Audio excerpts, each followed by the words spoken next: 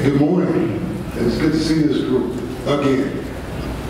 We take a look at it. I want to say thank you. I want to say thank you for taking time out today to come in and talk a little Vanderbilt football with Derek Mason. That's hopefully it's a fun experience for you. Hopefully you'll like it.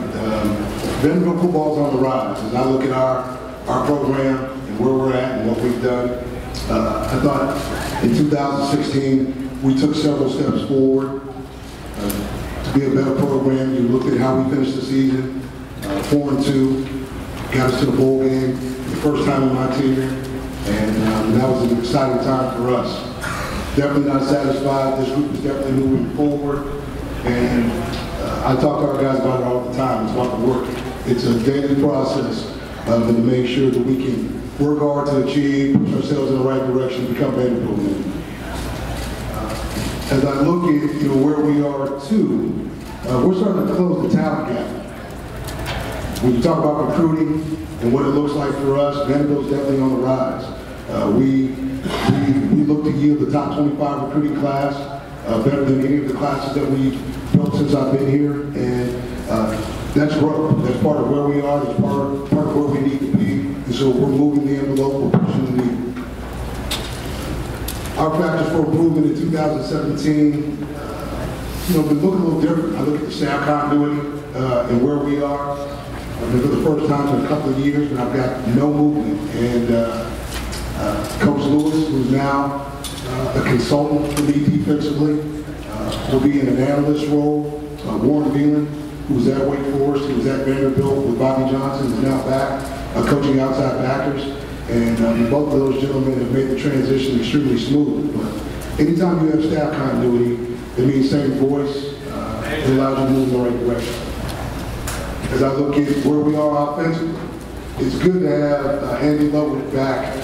He's in his third year coaching that offense, leading that offense. Kyle Shermer is going to have a great year. He's going to lead this team's going to lead this unit, but it's all about the veteran skill players around him.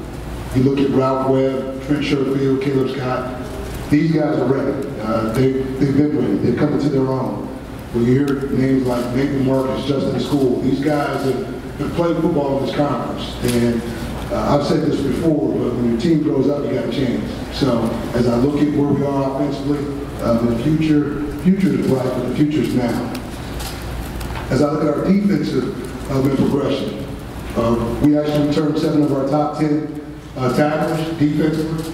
And that's saying something in a conference where you have to play great defense in order to win ball games.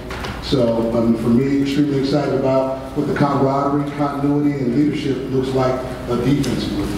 And last but not least, when you look at where we are special teams-wise, Sam Roy, as a freshman, had a great year running a year ago. I've got Tommy Openshaw coming back as a 5th-year senior, who's poised to push for some postseason honors and hopefully get us back to another bowl game. And then I look at Scott Simpsonowski, the 5th-year transfer from Michigan as a long snapper, and I think he's probably the key to what we need to do special teams-wise. Anytime you can get a long snapper who makes your operation time that much better, gives you a chance for success. So in all 3 phases, we are better. As I move forward, I just want to say we have depth.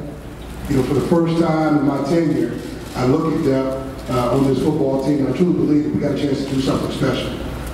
James Dobson, has done a tremendous job of raising these guys, but as I look at it, we have 18 returning starters, 38 juniors and seniors on this ball club, and these guys are prime. They understand exactly what the expectation is. They work to it every day, and that's good for Vanderbilt football. I continue to talk about college football being a junior-senior sport. I can remember coming into this conference and going down to Starkville and playing against a Mississippi State team that had Dak Prescott as a junior and a host of other guys as juniors and seniors on that football team, and we were obliterated. I looked at our football team and we took some punches, and I said to myself, I couldn't wait to be a junior-senior football team in this conference. Well, now, and I'm not having to wait anymore. We're here. I'm not a soothsayer. I'm not talking about you know, how many games we're going to win, but I do know when you have a junior, senior team, the culture, the continuity, all those things lead to special things. I've been there before, and so I'm truly excited about what the season holds for us. When I look at, you know, in our football chemistry and our football family, and this probably, you know, the last grouping of things that I'll say to you. I think our chemistry is strong, and that chemistry it doesn't happen overnight. I'll reference back to James Dobson. James Dobson, our strength conditioning coach, and his conditioning staff have done a tremendous job of moving the needle for our guys. We're bigger, we're stronger, we have more guys.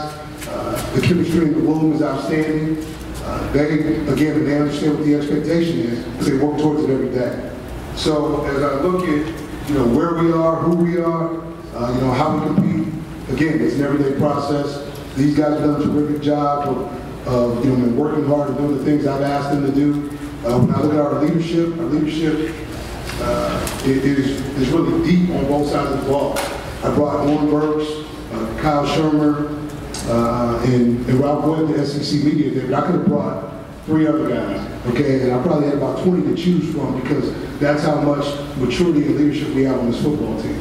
So for me as a coach, again, you know, I'm excited to call names like C.J. Duncan, Trent Sherfield, Justin School, Jay Wynn, Jay Woods, Nephi Lau, Warren Burks, okay, and then who's already here, Trey Herndon, Trey Tarpley. Okay, I can go on and on. We played a lot of young guys, okay, on this football team. Played a lot of young guys 4 years ago, and those young guys have grown up. So I'm excited to see what this team does this year. We are relentless, tough, and intelligent. We want to be that all the time. That's a process within itself, but that's who we are. That's what we're going to be. That's Vanderbilt football. So with that being said, I'll open it up to questions. Thank you, Coach. If you have a question, please raise your hand. We have Joseph, Bridget, and Chase. We'll get a microphone. Coach, we'll start right here in the center section along the left aisle. Coach Jordan Hill of the Columbus Ledger-Inquirer, just with Zach Cunningham's departure, just who are the guys on defense you guys are really keying in on to replace that production? It's hard to replace a good player like Zach Cunningham, but you know, here's what happens. I mean, a couple of years ago, nobody knew about Zach Cunningham. A year ago, Adam Butler stepped on the scene and played as good as anybody, you know, been up front, and for us, in terms of what it looked like. We say Warren Burks is the guy. I mean, he's moving into that role, but it's not just Warren Burks, it's what's going to happen up front. You talk about Nephi Lau, you talk about Jay Woods, you talk about Jonathan Wynn. Those guys play a lot of football in this conference. In this 3-4 structure, those guys' jobs is to make sure they keep guys off those linebackers. Zach Cunningham enjoyed, you know, the luxury of playing behind some guys up front that were pretty solid and pretty productive. You know, Zach's a great player, like in his own right. But as I look at it, this defense is never about one guy or one player. So with Warren being at the will linebacker spot, I think we expect his production to go up. But it's going to be guys like Jordan Griffin, who's been in our program 3 years, Dimitri Moore, a newcomer from Texas, who's going to step on the field and play for us. So it's not about one guy. It's about how we have to, you know, absorb that blow of Zach leaving and Adam leaving as a group. So as I look at it, production's going to come from the defense. Again, I said it earlier, we actually returned 7 of our top 10 attackers from a year ago. You're talking about guys like Ryan White, Trey Herndon, Ladarius Wiley. Those guys were productive. So this defense is going to be stout. We're going to get after people. We're going to do what we do, and it should look better in 2017, no doubt. Coach, we'll go over to our left, second row. Bob. Hey, Coach, Bob Holt, Arkansas Democrat Gazette. You know, the SEC is known for running backs. Where do you think Ralph Webb fits in with the other great ones in this league, and what's made him so productive for you? Good morning, Bob. You know, first of all, Ralph Webb, to me, is probably the most underrated back in this conference. He's the back that nobody talks about, but all he does is perform. You know, you put him on the stage and he's going to be good. So for him, he's never worried about the accolades. And from year 1 to year 4, his game has progressed every year. Okay, the first year, you know, could he run between the tackles? He did that. Second year, could he catch the football out of the backfield? Did that. Third year, could he pass pro? Did that. Anytime you can make yourself a three-dimensional back in this conference, I think that says something. But what's most impressive about Ralph Webb is really who he is every day. He wants to be the best. He came back this year to give himself a chance to do something no other back in Vanderbilt history's done. He's chasing SEC history. He wants to be a top 5 running back in this conference. And like for him, he's got his own set of goals. And if I know Ralph Webb like I think I do, he's probably going to wind up accomplishing. So Ralph is consistent. He gets it both on and off the field. And he's had a chance to study abroad. He's had a chance to impact the Nashville community. That's what I'm talking about. That's pure Vanderbilt, man, at his best. So the best part of Ralph Webb is to come. I look forward to seeing what he does in 2017 because the focus can't just be on Ralph Webb. He's got a complimentary back in Carter plays the game, and he's got receivers and tight ends that will hopefully take the pressure off the box. So I look forward to seeing what he does in 2017. Okay, well, Coach, we'll go over to the right side, about midway back. Blake Tyler, Columbia Tribune. Derek, other than just experience, what would you say the biggest advantage is to having a veteran quarterback compared to a first-year starter? Experience of having a veteran quarterback is that, he understands the system. I think the idea of getting us into the right play. I tell our defensive guys all the time, I never call it bad defense. Okay, it's about execution. When you start talking about an experienced quarterback, it's about him understanding, okay, what the defense is giving you and how to get yourself into a better play. That's what we need. We need his mastery of the offense to sort of take hold. And that's what I started to see last year towards the end of the season, and that's what my expectation is now. I know Kyle just got back from the Manning camp where he had a chance to really test that football IQ a little bit. And I walked into the room a couple of weeks ago, and I hear this music down the hall. So I go into our team room, and I'm really expecting to see, a group of guys. And I hear music going on, like most coaches. It's Migos, and everybody's in there. Man, my head's bopping because the music's so loud. I go in, it's Kyle Sherman. He's looking at Middle Tennessee, and he asked me a couple of questions about the coach, defensive structure. I want to attack this guy. Here's what I see. Here's what it looks like. That's what I want from my quarterback. He's got to be that guy. Not some of the time, but all the time. And what I've seen from Kyle in the last 6 months leads me to believe that he's that guy. I've been waiting for him to grow up. He's grown up. And he's going to give me the keys to the car. And now we're just going to let the engine run and let's get it hot. So let's go. We'll go in the center section about 3 rows back. Yes, sir. Stephen Smith, Touchdown Alabama magazine. Coach, you brought up both guys, and Andy Nutt with the offensive coordinator and Kyle Sherman, quarterback. What's been the mental makeup of both guys? They look to really, dominate around the bigger teams in the conference. What's been the mental makeup of both guys going into the season? It's just about getting better. What do? You study. We're all students of the game. I'm a student of the game. I'm a student of the game as a head coach. I'm a student of the game as a defensive coordinator. I definitely expect our guys to be students of the game. And so part of it is just immersing yourself in who are you. Okay, what's your football team in 2017 and how's that different from 2016? Putting those elements together. Okay, look at your growth, look at your process, look at how we've gotten here today, and let's figure out where we're going. And that's what they've done. Andy, I told some reporters in this room a couple of years ago, we can get to the other side of this. I thought this football program will find itself doing great things. Andy Ludwig does just that. We match each other's weight. We go tit for tat. But now I'm starting to see our quarterback do the same thing. He questions things. He questions why we do certain things and what certain things look like. And again, you only question things when you start to understand what the scheme holds for you. So again, it's about growth. It's about learning. It's about mentorship, and it's about ascertaining skills and knowledge. And that's exactly what we're doing. So we'll go right here in front of us in the front row. Coach Ryan Hale, W Mountain Eagle in Jasper. Taking a look at your season last year, you only lost 4 games by a total of touchdown or less. So Vanderbilt could have finished the year 10-3. I know you touched briefly on the recruiting and the depth building.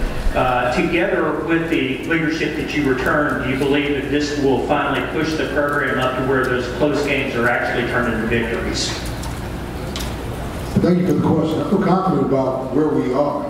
And again, the maturity, the experience, the idea of what we had to go through. Every guy on this roster has played for nobody but me. Okay, so they fully understand what we've gone through as a program. And I try to let them know it every day. Okay, nobody really cares about what we're doing across campus. Okay, not in this conference. I mean, the teams we play, they don't care about the APR. They don't care about what happens with the all academic team. Okay, what they care about is who's winning on Saturday and how we're going to perform. And so I've gotten our guys to understand that we don't apologize for what we do, who we are, how we work. It's a grind, and everybody's on that grind right now. This team has grinded as hard as any team that I've been around since I've been here. And part of it is because they understand what's on the other side. They finally got a taste and got a chance to see, okay, what can happen if they play the right way, if we do the right things, if we don't beat ourselves. They're not planning on going back. That's what I'll say to you. Okay, and once you taste it, the idea is to make sure that you go forward, not backwards. So that's where we are. Coach, we'll go over to our right, and right here on the aisle. Brett Huffey, Commercial Dispatch.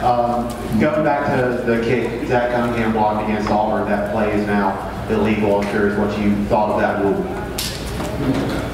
Zach made it illegal. That's nice. Listen, it's all about making our game better. They feel if the rules makers feel like that makes our game better, so be it. Here's what I know. Football's still a game that's played between the white lines. And those plays, those types of plays make college football exactly what it is. It's great.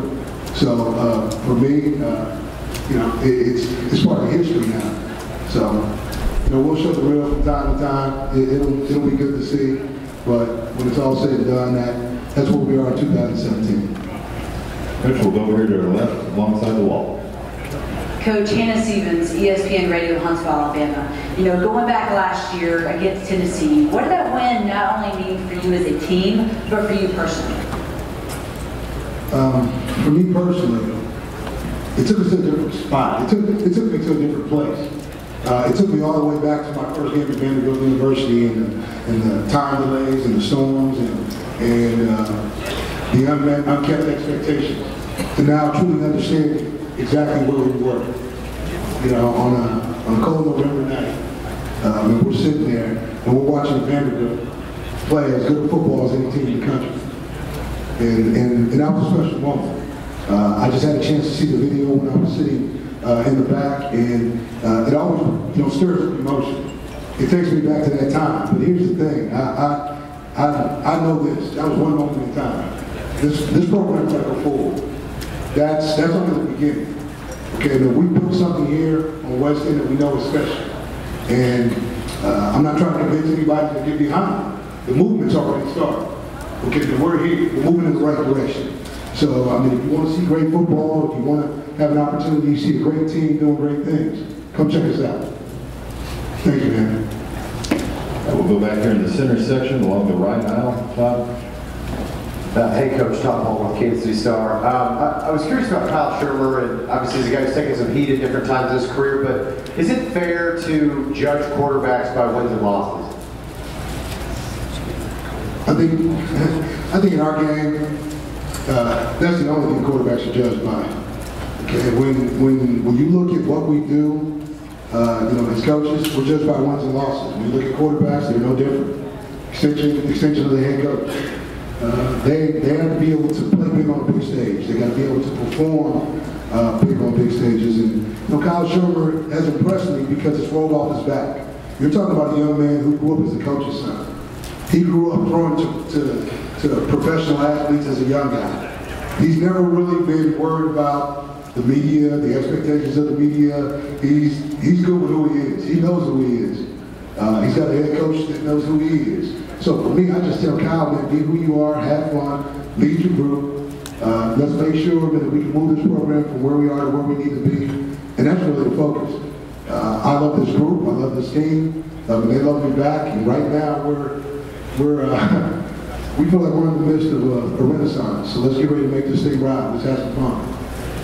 We're going to go all the way to the back on the right side, the very back. Jared Stillman, ESPN Radio Nashville. Coach, you talk about what's on the other side and having built depth. What is the ceiling in your mind for Vanderbilt football? You know, there is no ceiling, Jared. It's good to see you, by the way. For me, what it comes back to is this. There's only two types of people in this world. Limited and limitless. You got to figure out which one you are. You know, man, we work extremely hard every day to make our mark and figure out exactly where we're going. And you earn those every Saturday. So we'll start where we're at. You know, right now, we have no victories. We have no losses. Okay, now we line up versus MTSU, and we'll figure out exactly who we are, and then we'll go from there. But I do know this. This team's got something special behind it. I feel the energy. I understand who they are, and they understand where they're at. So, to you, Jared, hopefully, man, you get behind the movement. Okay, because we need you, we want you. Come check us out on West End. All right, we'll go over here on the left side. Edward Ashoff, ESPN. Just wanted to see if there was an update on Frank and Tay after shooting. Hey, how you doing today, man? Nice suit, man. Like it. Yeah. Right now, Frank and Tay are doing well. These young men are healing well. Obviously, everybody here understands what they were involved with. I'm just glad they're safe. You know, when I look at these young men, I just want to make sure that they were safe.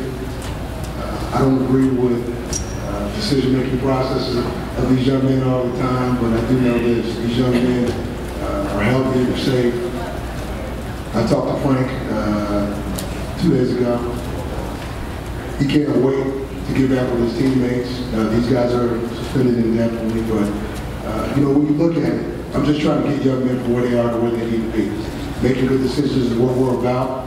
I obviously believe that these young men and what occurred does not reflect, you know, in the processes of our program. But here's the thing: growing up is what we have to do, and you know, that's a daily process. So these young men are safe. They're happy to be in contact with their head coach, but they do know and understand to whom much is given, much is expected. Okay, we'll go to the right side on this near aisle. Hey, Coach, Dwayne Rankin, Montgomery Advertiser. Just real quick, when you took the job, I'm sure you had an idea of what it would be like to be a head coach. Now, obviously, years in, has it gone as expected, or gone better than expected, or worse than expected? I can tell you, when you take a head coaching job, you have no idea. You have no idea what it takes to be a head coach until you actually sit in that seat. The ride has been fun. It's been difficult at times. It's been hard but fair. Sad but true. It is what it is. Your record tells you what you are. It makes you go back to the drawing board. But here's what I know. Every year you strip it down. You strip it down, and again, your record is who you are. Okay, so you take those parts, you look at it, you say to yourself, how do you rebuild it? Okay, so you're looking for pieces, whether it's recruiting, whether it's staff, you're trying to find answers. And I feel like now it's different. I'm not searching for answers. Still looking, but not searching. Okay, truly understand who we are, and what our mindset is, and how we need to play in this conference. Our style of ball is really unique to Vanderbilt. We understand that most people are spread offense in this conference. Not going to be a spread offense. We're going to be who we are. We're going to have spread like principles, but we're going to run football. Okay, and we're going to take advantage of one-on-one matchups outside. Okay, we're going to play great defense. Okay, when it comes to red zone defense, man, we're going to make sure that you kick field goals. That's what we want to do. Okay, and we have to play hard as heck on special teams. Every special teams down has a chance to change games, especially when you look at how close our games were a year ago. So it all matters. And I tell our guys this all the time. The only thing that we're running out of is time. So make the days count, don't count the days. Let's get this team ready to ride. It's coming real quick. So hopefully, man, you'll get a chance to see what you want to see, because I know I'm looking forward to it.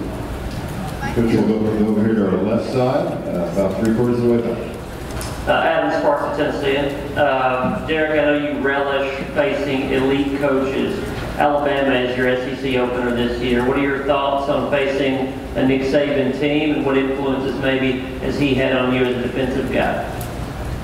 Well, It starts with me, with facing Coach Knoxville, and he's pretty elite. I look at him, and he's been in 5 consecutive bowl games. So MTSU is going to be a worthy opponent, and we have to go there and play. I take this thing one day at a time. But in speaking about Coach Saban and his football team, there's nobody right now who's doing it better. I mean, when you look at the longevity of his program, what he's done, and how he's built it. He's built it around who he is and how he sees football. And that's extremely important because that's about being who you are. He is who he is all the time. I've sat in meetings with him, and believe me, I mean, I like his demeanor, I like the way he handles himself, I like the way he coaches his football team. So I respect him. But here's what I tell you, I don't fear anybody, and our team does not as well. So when we line up to play Alabama, we're going to line up to play Alabama. But we've got 3 other opponents, started with MTSU. That's where we sit today, and that's where we're going to be. So when we face Alabama, we'll be ready to play. Coach, we'll go over here to the right, second row. Alex Smith, SEC Country. Coach, last year you had Ralph on the punt coverage team, a few plays where he would kind of throw his body around on the field. Can you talk about the philosophy behind putting maybe your best player on punt coverage and maybe some of the benefits to that? Well, it's Zach Cunningham, it's Ralph Webb, it's C.J. Duncan, it's everybody except my quarterback. Here's what I believe. Every young man wants to play in the NFL. Well, not every young man is going to be a first, second, third round draft pick. The reality is you're going to have to make your way on teams. And in our program, everybody matters. Everybody counts. Everybody's going to get their turn. If you want to be a starter on offense or defense, you better play special teams. I don't care if you're starting defensive tackle. You better find your way on special teams. And that's part of my DNA. It's part of where I came from. Being in the NFL, we had the same mentality at Stanford, and it's no different here. It all matters. Every snap, every play. So these guys can't run, they can't hide. You're not going to be an offensive player or a defensive player. You're going to be a Vanderbilt player. So that means playing in all 3 phases. If we can get you on all 3 phases. Hopefully there's a defensive guy that can play offense and give us some offensive production. I mean, I'm not limiting guys to where they can play. I say all the time, the more you can do, the easier it is to get on the bus. We'll take one final question here in the center section. Coach Nathan Berg with the Red and Black. Last year, Georgia scheduled Vandy as its homecoming game. Did that play any kind of role in Vandy scheduling Georgia as its homecoming game this year? One more time, please. Last year, Georgia scheduled Vandy as its homecoming game. Did that play any kind of role in Vandy scheduling Georgia as its homecoming game this year? You know what? I'm glad you told me because I didn't even know it. Really, I try not to get concerned with any of that stuff. I mean, that's great for the media. It's great for the fan base. I'm just trying to win ball games, trying to put our guys in position to be successful. And so that's what I talk about all the time. It's not where we play, it's how we play. We got to make sure we show up and play football. So whether it's homecoming, it's the Veterans Day game, to me, okay, it's about putting our best football out there and just making sure, and me making sure that our guys are prepared. So hopefully that answers your question. Thank you, Coach Major, for your time. Thank you.